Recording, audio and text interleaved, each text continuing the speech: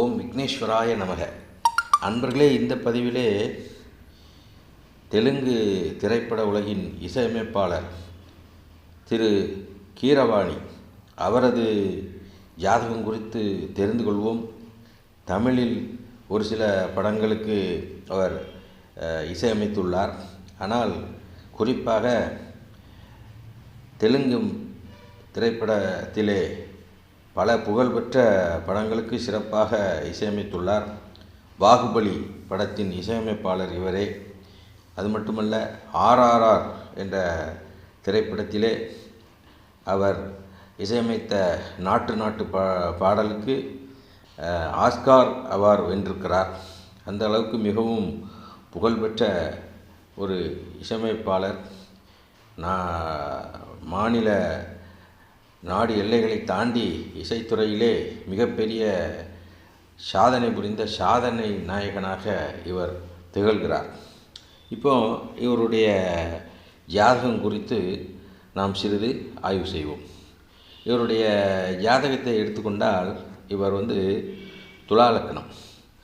துலா லக்னத்தின் மிகப்பெரிய யோகாதிபதி சனீஸ்வர பகவான் ஆட்சி பெற்றிருக்கிறார். அங்கே குரு நீசம் பெற்று சனி பகவான் ஆட்சி பெற்றதனாலே அந்த மகரத்திலே நீசபங்க ராஜயோகத்தை பெற்றிருக்கிறார். உத்திரட்டாதி நட்சத்திரம் மீன ராசி, சந்திரன் 6வது இடத்தில் இருக்கிறார். லக்னாதிபதி சூரியன் 8வது இடத்திலே இருக்கிறார். ராகுவும் கேதுவும் 11-5 என்ற அளவிலே இருக்கின்றார்கள்.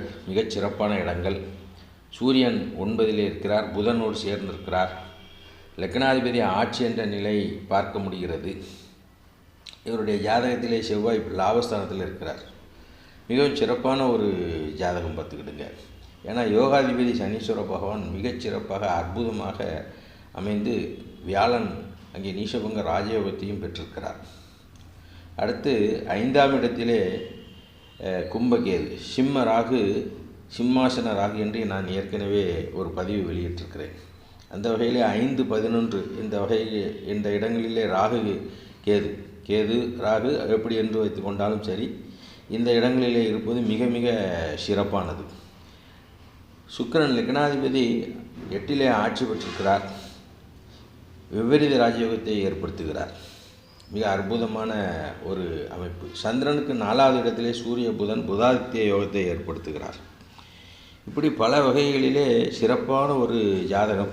சுக்கிரன் கலைக்கிரகம். எனவே இசைத்துறையிலே மிகப்பெரிய புகழ் பெற்று துறையில் அவர் நுழைந்து அதிலே தனக்கென்று ஒரு பெரிய இடத்தை பெற்று தென்னிந்தியாவின் மிக புகழ்பெற்ற இசையமைப்பாளர்கள் ஒருவராக இருக்கிறார்.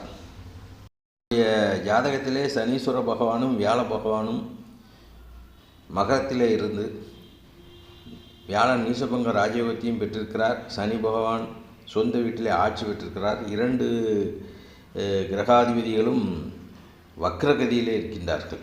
அது மிகச் சிறப்பான வலிமையை இந்த ஜாதகருக்கு தந்திருக்கிறது. காலபுருஷ லக்னத்துக்கு 10ஆம் இடத்திலே இந்த வியாழன் சனி தர்மகர்மாதிபதி யோகத்தை, காலபுருஷ லக்னம் என்றால் மேஷத்திலிருந்து பார்க்க வேண்டும், அது பொது பலனாக வரும். அப்படி பார்க்கும் பொழுது அந்த தர்மகர்மாதிபதி யோகம் மிகச் சிறப்பாக அமைந்து இசைத்தொழிலிலே இவர் மிகப்பெரிய சாதனை புரிந்து ஆஸ்கார் அவார்டு வரை எட்டியிருக்கிறார். அப்படி மிகச் சிறப்பான இவருடைய ஜாதகம். இவருடைய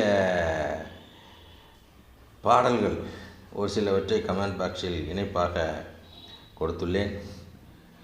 கேட்டு மகிழுங்கள்.